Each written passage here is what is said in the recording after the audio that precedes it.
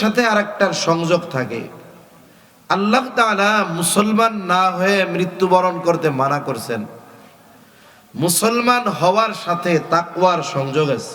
তার মানে যেই ব্যক্তি মুত্তাকি হতে পারে না, ওই ব্যক্তি প্রকৃত পক্ষে মুসলমান হতে পারে না। কোরআনুল কারীমের মধ্যে আল্লাহ তাআলা বিভিন্ন জায়গায় তাকওয়ার কথা বলেছেন। তবে এক এক জায়গায় তাকওয়া দ্বারা একটি বিষয় উদ্দেশ্য। যেমন কোথাও কোথাও আল্লাহ তাআলা সমগ্র মানব জাতিকে উদ্দেশ্য করে তাকওয়া অর্জনের আদেশ দিয়েছেন। মুফাসসিরিনে কেরাম বলেন, যেই জায়গায় সমগ্র মানব জাতিকে উদ্দেশ্য করে তাকওয়া অর্জনের আদেশ দেওয়া হয়েছে, ওই জায়গায় তাকওয়া দ্বারা উদ্দেশ্য হলো ঈমান। কোরআনুল কারীমের সর্ববৃহৎ সূরার নাম হলো সূরা বাকারা। এই সূরার শুরুতেই আল্লাহ তাআলা বলেন, আলিফ লাম মিম যালিকাল কিতাবু লা রাইবা ফীহি হুদাল লিল মুত্তাকিন। কোরআন মুত্তাকিনদের জন্য হেদায়েত, পথ প্রদর্শক। এখানে মুত্তাকিন দ্বারা উদ্দেশ্য কি? এখানে মুত্তাকিন দ্বারা উদ্দেশ্য হলো মুমিনিন। কেন? কোন ব্যক্তি যখন ঈমান আনে, ঈমান আনার মাধ্যমে, একজন কাফেরও যদি ঈমান আনে, ঈমান আনার মাধ্যমে সে তাকওয়ার প্রাথমিক স্তরে অবস্থান করে। তার মানে প্রত্যেকটা মুমিন মুত্তাকি, ঈমান আনার মাধ্যমে মুত্তাকি হয়, তবে তার অবস্থানটা থাকে প্রাথমিক স্তরে। যেমন একটা 5 বছরের বাচ্চা সর্বপ্রথম স্কুল বা মাদ্রাসায় ভর্তি হইল। এই বাচ্চার যে পরিচয় আছে, এর সাথে নতুন আর একটা পরিচয় জুড়ছে, যোগ হয়েছে, সেটা হলো ছাত্র। যে কোনো প্রতিষ্ঠানে যখন কেউ ভর্তি হয়, তার একটা পরিচয় বাড়ে না, অমুক মাদ্রাসার বা অমুক স্কুলের ছাত্র।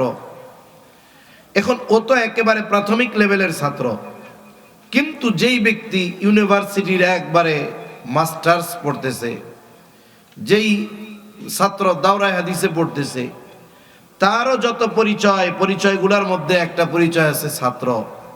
তবে বলেন তো, যে মাস্টার্সে পড়ে আর যে মাত্র শিশুহানে ভর্তি হয়েছে, ছাত্র তো দুইজনই, কিন্তু দুই ছাত্রের মধ্যে তফাৎ আছে না নাই?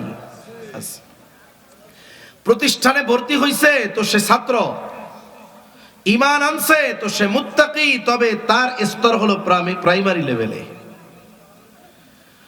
আল্লাহ রাব্বুল আলামিন কোরআনুল কারীমের আরেকটা সূরার নাম হলো সূরাতুন নিসা। এই সূরার শুরুতে আল্লাহ রাব্বুল আলামিন মানব জাতিকে উদ্দেশ্য করে তাকওয়া অর্জনের আদেশ দিয়েছেন। আল্লাহ তাআলা বলেন, ইয়া আইয়ুহান নাসুত্তাকু রাব্বাকুমুল্লাযী খলাকাকুম মিন নাফসিন ওয়াহিদা।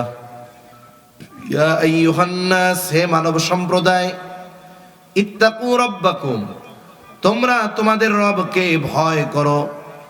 কারণ এই পৃথিবীতে যত মানুষ আছে, হোক সে নাস্তিক, হোক সে আস্তিক, হোক সে মুমিন, হোক সে কাফের, হোক সে পুরুষ, হোক সে নারী, যত সৃষ্টি আছে, যত মানুষ আছে, সব মানুষের রব যিনি, তিনি কে? কেউ বিশ্বাস করুক আর না করুক, কিন্তু রব আল্লাহ। নাস্তিক বলে, স্রষ্টা বলে কেউ নাই, আল্লাহ বলে কেউ নাই, ও অস্বীকার করতে পারে, কিন্তু ওর রব আল্লাহ। তা আল্লাহ তাআলা এক পরিচয় দেন যে তোমরা ওই রবকে ভয় করো। কোন রব? আল্লাযী খলাকাকুম মিন নাফসিন ওয়াহিদা, যিনি তোমাদেরকে একটি প্রাণ থেকে সৃষ্টি করছেন। এখানে উদ্দেশ্য কি? যে হে মানব সম্প্রদায়, তোমরা তোমাদের রবের উপরে ঈমান আনো। কোন রব? যিনি তোমাদেরকে একটি প্রাণ থেকে সৃষ্টি করেছেন। তার মানে তোমাদের রব হলেন ওই মহান সত্তা যিনি তোমাকে সৃষ্টি করেছে, আর তিনি তোমাকে যেহেতু সৃষ্টি করেছে, তুমি তার উপরেই ঈমান আনো। তাহলে তাকওয়া দ্বারা এক উদ্দেশ্য হয় ঈমান। আর যখন আল্লাহ তাআলা ঈমানদারদেরকে উদ্দেশ্য করে তাকওয়া অর্জনের আদেশ দেন, এই জায়গায় মূল উদ্দেশ্য ঈমান নয়, বরং অন্য কিছু। তার মানে এইখানে মূল উদ্দেশ্য হলো ইমানদার, তুমি তো ঈমান এনেছ, এখন তুমি তাকওয়ার সর্বোচ্চ স্তরে অবস্থান করবা কেমনে? এই জন্য তাকওয়ার সংজ্ঞায় আব্দুল্লাহ ইবনে আব্বাস রাদিয়াল্লাহু তাআলা আনহু বলেন, তাকওয়া হলো আল্লাহ তাআলার সকল আদেশ মান্য করা এবং সকল নিষেধ সমূহ থেকে বেঁচে থাকা। যেই ঈমানদার আল্লাহ তাআলার সকল আদেশ মান্য করে, সকল নিষেধ থেকে বেঁচে থাকে, বলে ওই ঈমানদার হলো মুত্তাকি। আর যে মুত্তাকি হলো আল্লাহকে যথাযথভাবে ভয় করলো, মানে আল্লাহর আদেশ এবং নিষেধ থেকে যথাযথভাবে বেঁচে থাকলো, ওই ঈমানদারই প্রকৃতপক্ষে মুসলমান। এজন্য বুজুর্গানে দিন বলেন, আল্লাহর মূল আদেশ হলো আমাদের সবাইকে মুত্তাকি হয়ে মরতে হবে। কারণ প্রকৃত মুত্তাকি না হইলে মুসলমান হওয়া যাবে না। আমি যদি গুনাহ করি, আল্লাহর আদেশ যদি না মানি, নিষেধ সমূহ থেকে যদি বিরত না থাকি, তাইলে কি আমি প্রকৃতপক্ষে মুসলমান হতে পারলাম না। এই দৃষ্টিকোণ থেকে প্রত্যেকটি ঈমানদারকে মুত্তাকি হওয়া দরকার। এজন্য অনেকে মনে করে মুত্তাকি শুধু হবেন হুজুররা যারা, তারা বুজুর্গানে দিন যারা আছে তারা। না, আপনি আলেম না, আপনি জেনারেল মানুষ, আপনাকেও মুত্তাকি হতে হবে। প্রত্যেকটি ঈমানদারকে মুত্তাকি হতে হবে, এই গুণ সবার অর্জন করা দরকার। এখন বিষয় হলো, যদিও সহজ কথা বললাম যে আল্লাহ তাআলার সকল আদেশ মেনে চলা, নিষেধগুলো থেকে বেঁচে থাকা। একটা মানুষ সকল আদেশ জানলে, সকল নিষেধগুলো জানলেই শুধু আদেশ মান্য করতে পারে না, নিষেধ থেকে বাঁচতে পারে না, বরং সকল আদেশ মান্য করা এবং সকল নিষেধ থেকে বেঁচে থাকার অন্যতম এই গুণ তাকে সোহবতের মাধ্যমে অর্জন করতে হয়। জানে সবাই, কিন্তু মানতে পারে না তো সবাই। যেমন একজন ডাক্তার, সে যখন দীর্ঘ 4-5 বছর পড়ার পরে MBBS হয়ে যায়, সে এখন সরকার স্বীকৃত একজন ডাক্তার, যে সে এগুলো জানে, প্রাথমিক সব ধারণা তার আছে, কিন্তু সে সার্টিফিকেট পাওয়ার সাথে সাথেই তাকে রুগী দেখার জন্য সুযোগ দেওয়া হয় না। কি করতে হয়? ইন্টার্নি করতে হয়। কি করতে হয়? ইন্টার্নি করতে হয়। যারা রুগী দেখার পারমিশন পায়, চেম্বার করার পারমিশন পায়, ইন্টার্নি বিহীন ওই শুধু MBBS 1 নাম্বার হয়েছে সারা দেশে, হুট করে আইসাই রুগী দেখা শুরু করবে তা নয়, বরং একজন অভিজ্ঞ ডাক্তারের পরামর্শে, তার সোহবতে থেকে, কারো লাগে 1 বছর, কারো 2 বছর ইন্টার্নি কমপ্লিট করতে হয়। যেগুলো পড়ছে ওগুলো কেমনে কি প্রয়োগ করবে সেটা শিখতে হয়। এজন্য আমাদের অবস্থা কি আমরা সবাই অনেক জানি। অধিকাংশ মানুষ আমরা জানি আল্লাহ কি কি করতে বলছে, অধিকাংশ মানুষ আমরা জানি কি কি থেকে বাঁচতে হবে, সবাই জানি না? কিন্তু বলেন তো, করি কয়জন আর বাঁচি কয়জন? এই সংখ্যা অনেক কম। বলে এটা অর্জনের মাধ্যম হলো সোহবত। এজন্যই আল্লাহ রাব্বুল আলামিন কোরআনুল কারীমের মধ্যে তাকওয়া অর্জনের আদেশ দেওয়ার সাথে সাথে আল্লাহ তাআলা তাকওয়া অর্জনের পদ্ধতিগুলোও জানায় দিয়েছেন।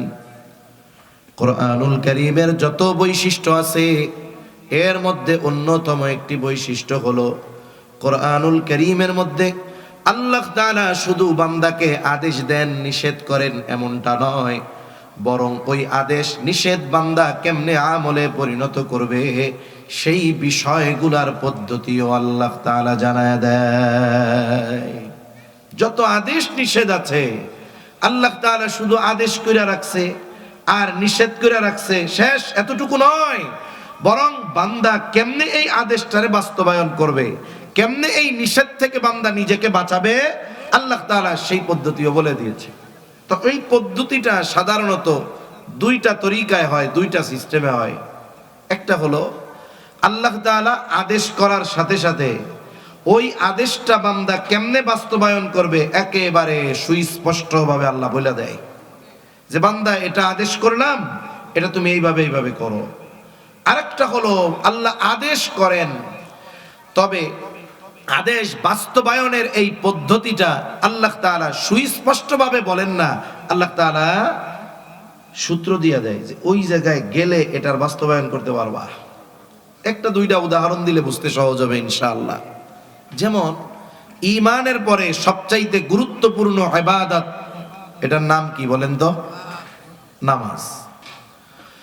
আল্লাহ তাআলা কোরআনুল কারীমের মধ্যে নামাজের আদেশ করেছেন বারবার বারবার। 82 জায়গায় নামাজের কথা আছে। কত গুরুত্বপূর্ণ এক ইবাদত। ঈমানের পরে সবচেয়ে গুরুত্বপূর্ণ ইবাদত হলো নামাজ। শুধু তাই না, এটা এমন এক ইবাদত যেই ইবাদতের হিসাব আল্লাহ কিয়ামতের দিন সর্বপ্রথম নেবেন। নবীজি বলেন, আউয়ালু মা ইউহাসাবু বিহিল আবদু ইয়াউমাল কিয়ামাতিস সালাহ। কিয়ামতের দিন সর্বপ্রথম নামাজের হিসাব হবে। আর এক বর্ণনায় নবীজি সাল্লাল্লাহু আলাইহি ওয়াসাল্লাম বলেন, যার নামাজের হিসাব ঠিক হয়ে যাবে আল্লাহ তাআলা তার বাকি হিসাবগুলো সহজ করে দিবে।